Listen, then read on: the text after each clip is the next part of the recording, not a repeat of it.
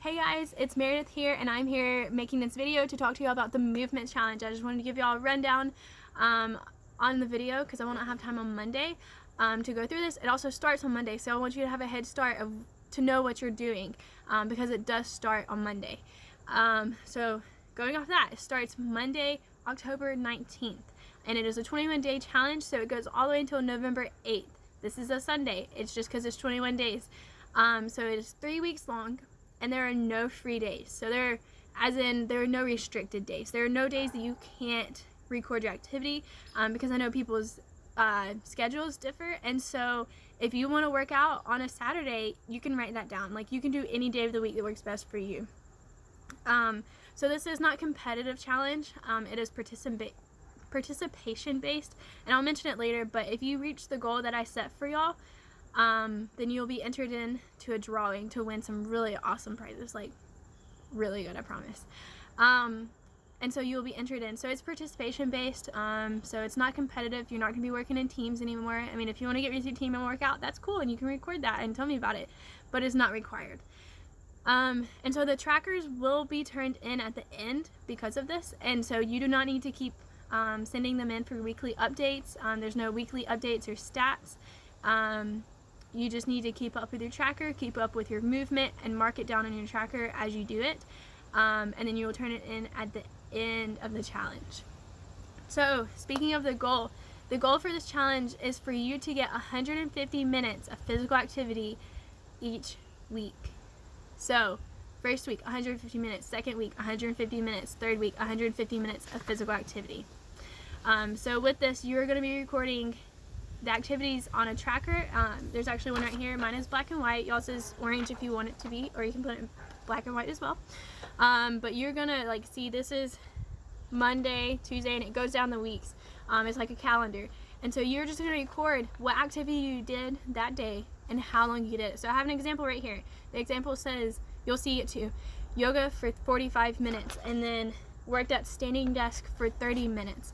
So I don't want you to just put the activity. I don't want you to just put the time. I want to see what activity you did and for how long. And so at the end, I will calculate how much time you got each week.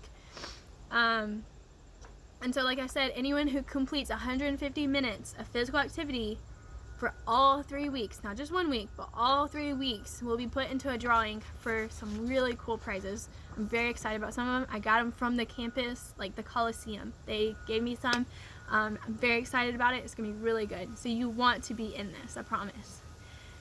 And so along with this challenge, Eddie is also adding in another challenge for y'all. He said that if anyone attends 8 fitness group classes throughout this entire challenge, or if you do a personal training session or your own individual exercise session for at least 30 minutes, 8 times throughout this entire challenge, all 21 days, you will be entered in another drawing to win a t-shirt. So just to break this down a little bit more, if you go to Hooks and Jabs, which I know is becoming popular, and I'm super excited to hear that. If you go to Hooks and Jabs, that's only Tuesday and Thursday. I think I pointed those right. Tuesday and Thursday. That's only 6 classes for these weeks. It's 2-day class, 3 weeks, 6 classes. So if you do that, you will have to add in some separate time spent in the gym, some other classes that you try out. You just have to get 2 more. So you have to get 8 group fitness classes, or, I mean, you can mix match them as well, but you can do personal training sessions, or you can do your individual exercise sessions. But for this, I do want it to be either cardio or strength training. So this would not count for standing at your desk. You would have to go into a gym to do this. And so that is another challenge that you are able to participate in and get your name in for. And it is super cool, and it's, like I said, for a t-shirt. And for those that aren't group fitness classes, please just make sure that they're 30 minutes minimum. No exceptions for that. So that is that. And so next topic, you may be thinking, Meredith, this is all cool and games, but what in the world are you counting as physical activity?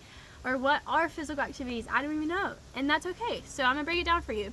So physical activities include walking, running, cycling, weight training, fitness classes, any other cardio machines like stair climber, elliptical, walking conferences, if you know that you're gonna have a long phone call, go hop on a treadmill or the Greenbelt and just walk while you're on the phone. Walking your dog, playing sports and games with your kids, not Monopoly. This is a physical activity event where you're chasing your kids, you're playing sports with your kids, whatever it is, that does count. Also, I will say pushing a lawnmower, not a riding mower. Sorry, cannot count that one, but pushing a lawnmower. I know that is tedious, strenuous work, so that does count as well. And then if you feel that these aren't things you normally do right now, and that you would almost classify yourself as inactive, or maybe you just don't know where in the world to start, I'm going to encourage you to start small. And that's okay. Start small the first week and build up to it. Get your body used to it, build up to it, or you can jump in head first if you want. It's totally up to you, but these small steps that I'm about to mention can go for anyone really. If you're already doing fitness classes and you're just barely short of 150 minutes, you can add these in and they can be physical activity for you. So some of these starting small things are standing at your desk, standing while you work, taking the stairs instead of the elevator, parking farther away from the door, so parking in the back of the parking lot so you have to walk farther, walking around or marching in place during commercial breaks, especially with all these Braves games. I don't know that I've ever seen so many commercials in my life, so many commercials. So during a break, walk around your house, march in place. If you want to get real crazy, do some squats, lunges, push-ups, anything that gets you moving. You can do high knees, butt kickers, anything like that get your legs, your whole body moving, and you can do that during a commercial break.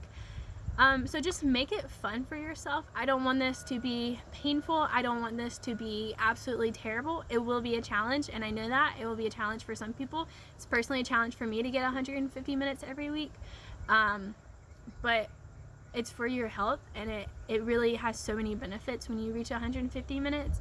So I really want you to work hard towards this and make it fun for yourself. Don't do something that you hate. If you hate running, don't run. Do something else. Try a stair climber or the bicycles or something. Try something that you like and enjoy it. And also, just a side note, I know that standing at your desk is not technically like physically active, but in the workplace, it is something different than what you're normally doing, because I know that for most workplaces, you sit at your desk all day, maybe for 6 hours or so. You sit down when you're eating, you sit down while you're meeting with people, all that kind of stuff. And so standing at your desk is more than you're doing now. And while your body's not actively moving, your muscles are working to hold your back up, your legs are working. And so you're doing more than you realize, and so it's not technically you moving your body, but it is still doing stuff for your body. And just some quick facts on standing at your desk: it increases your blood flow, increases your metabolism, and it can help against drowsiness and encourage productivity. So I really encourage you to just try it. Standing desks are really trendy right now in companies and workplaces, and I really love it. Standing at your desk, for me, it just makes me feel so much better, and I don't get lazy and take breaks quite as much, I feel like. So I really encourage you to try that one. If you don't know where to start with that. And so lastly, just a few little facts, like why am I doing 150 minutes? Like, I know that's going to be a challenge for some of y'all. I know that it'll be hard, and it'll push some of y'all out of your limits or like your comfort zone, and I know that very well. But I just wanted to encourage y'all, anyone from the World Health Organization, the CDC, American Heart Association, and even the U.S. Department of Health and Human Services, all recommend that an adult should get 150 minutes minimum a week in order to have substantial health benefits and maintain good health. And like, these are big organizations. They have a bunch of studies on it. This is just something that should be, it's going to be hard at first, but I want it to become like more of a habit, that you just naturally do eventually, so that you experience better health, you experience benefits from it, and you even just increase your productivity and your work efforts and stuff. And I know it's a lot. I know it's gonna be hard, but I'm gonna do it with y'all, and I'm gonna encourage y'all, and I have some things planned along throughout the 3 weeks that I'm gonna throw out just like options for you to get active with me or going to a class or whatnot. And so it's going to be fun, and I really want it to be fun for y'all.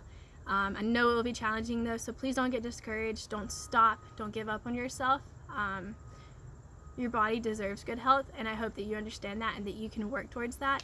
Or maybe you work towards it for your kids so that you can see their kids one day, or those people around you because you're an influence.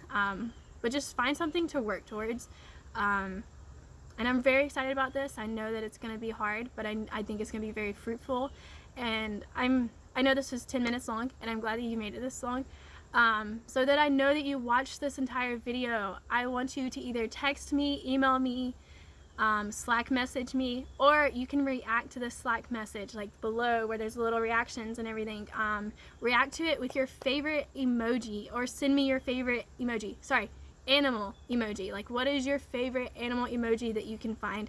And so I want you to react with that so that I know that you watched it, and encourage those around you to watch it. And I will be sending out, along with this video, the tracker and another document just going back over these details if you don't want to go back and watch the video one day.